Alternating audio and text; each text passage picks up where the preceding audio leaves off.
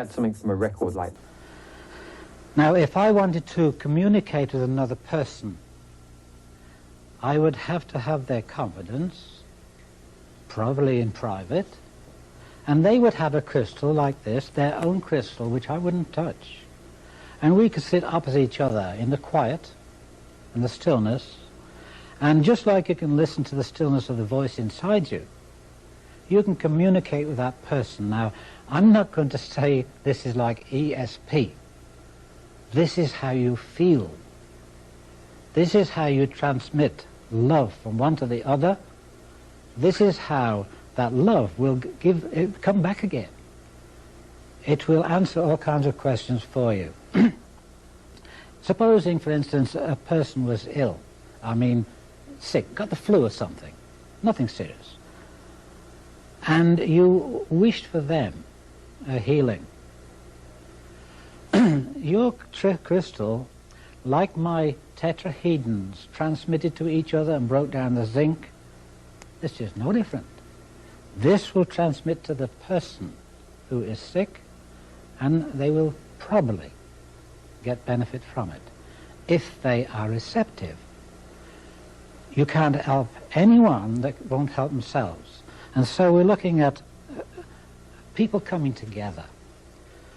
Okay, now supposing that person is 70 miles away, makes no difference.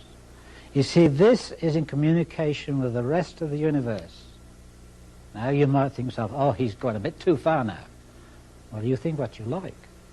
I say that this is in touch with the universe. And there is nothing in this universe that is not in touch with everything else in the universe. If I can look back over the years and see my relatives, how many relatives have I got in the 100 years before that have spread out across the world and I don't know them anymore? We all came from different wombs, but we're all related still. And so you don't carve this out of the universe and separate it from it. This is a live thing that will talk if you know how to talk to it. Now, there's such a thing as people touching your crystal. That's taboo as far as I'm concerned. If you give them permission, okay, you can handle it, but then when I got it back, I would clear it. It's a simple process. The only thing is that you've got to start all over again and build that back up again. So this crystal would be mine, and I would respect anybody else's too. Now, a lot of people that have been to talk with the crystal skull. And a lot of people that would ridicule it, and a lot of people understand it. But I don't think you get anything from the crystal skull unless you went with the same attitude that I went to this. If you go to it with love and caring for somebody else, usually you go to it for somebody else, not yourself. You always put yourself last. You don't count. It's the other person that counts, and that's why this will respond to you, because you are caring for somebody else. It comes back because in the caring for them, they care for you, and they spread the word. And everybody cares for you because you did that for them. So you can communicate at long distances. If I wanted to communicate with someone in New Zealand, and they have a crystal, I know them, I can communicate with them, and I would never hear a word. But you know, probably within 6 or 8 weeks, I get a letter, right out of the blue. It may be mentioned nothing about crystals, not just average talk, and I would get a letter right out of the blue. You will find that if you treat this like a person with respect and caring, it will do so much for you too. It isn't a one-way thing, it's reciprocal. I'm just going to have a look at across here.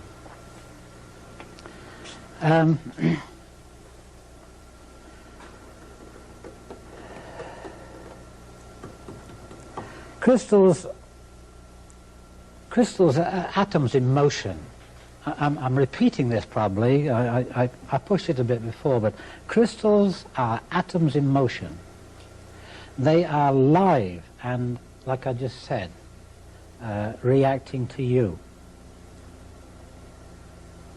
And the motion of a crystal, particularly these kinds, you know, I mentioned earlier too that we had different kinds of crystals. Some were better than others. I'm talking about this one and this kind. The rhythm of the motion is so constant that the force field of that crystal is also constant and in balance. Now, if I take that crystal and treat it, let's say, pick it up casually once every 3 months, and I don't use it very much, then its nucleus has lost its compactness and it has gone down in energy. And so you take your crystal and use it continuously, and the nucleus of that will have a far greater force field around it. And you have a crystal that you can reach farther with. There's so much you can do with it, but don't just put it down and forget it. It needs your attention. It's like a computer. It's dumb until you put something into it, and then you get something out of it. A computer could never do what that can do, because that can't give you caring and love for other people. This can. So those of you who have crystals that you want to use them for something like this, do it that way, but do it sincerely. It's not fun, it's for real.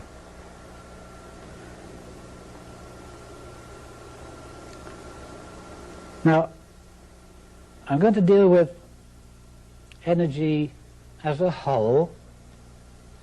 I'll give you an instance that happened to me when I had my big pyramid. I was always doing experiments, and so you never know what you're going to come up with.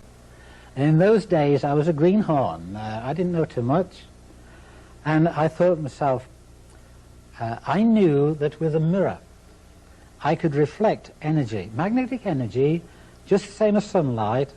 Well, what is sunlight? Isn't it magnetic energy? So with a mirror, I can reflect energy away at an angle to the mirror. And I thought, I could... You want to use them for something like this. Do it that way, but do it sincerely. It's not fun, it's for real.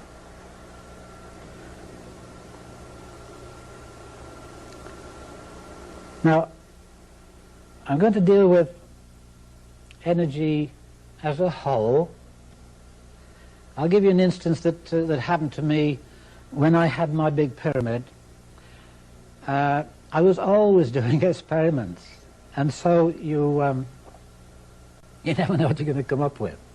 And in those days, I was a greenhorn. I didn't know too much, and I thought to myself, I knew that with a mirror, I could reflect energy, magnetic energy, just the same as sunlight. Well, what is sunlight? Isn't it magnetic energy? So with a mirror, I can reflect energy away at an angle to the mirror. And I thought, I could save myself some heating costs here if I cover the north wall with plywood on the outside and 4 inches of insulation. And some very kind people at Toronto University, at the University Press, said I could have sheets and sheets of the aluminum. They'd printed the whatever they printed on it, and the backside was still clean and shiny. And so I got the wall covered on the outside with plywood. I got insulation in and started to put the shiny aluminum on. And then I found out that I was reflecting all the energy from here across to here. The angle pushed all the pyramid energy across to there. It reflects it. Just the same as me shining a mirror and shining the sun from here into somebody's eyes. The mirror effect pushed it out. Okay, I did something wrong, but it taught me something. It taught me how to reflect energy from the crystal to a person. If I put a crystal, which I'm coming to in a minute, which is directed straight to the person, and I want it to meet them halfway inside them, I can make it do it two ways. One, I can get a crystal at the front which is directing the color energy with the light frequency I want to give me the light I want. And then at the back of them I put another one which will give me the opposite color to the one I'm using. And this one comes through and that stops it dead at the range I put it. And so inside that person, say 6 inches inside, this goes in 6 inches, would go straight through if I didn't put this one at the back and stop it halfway. So now we have the energy sitting right in the center where you want it.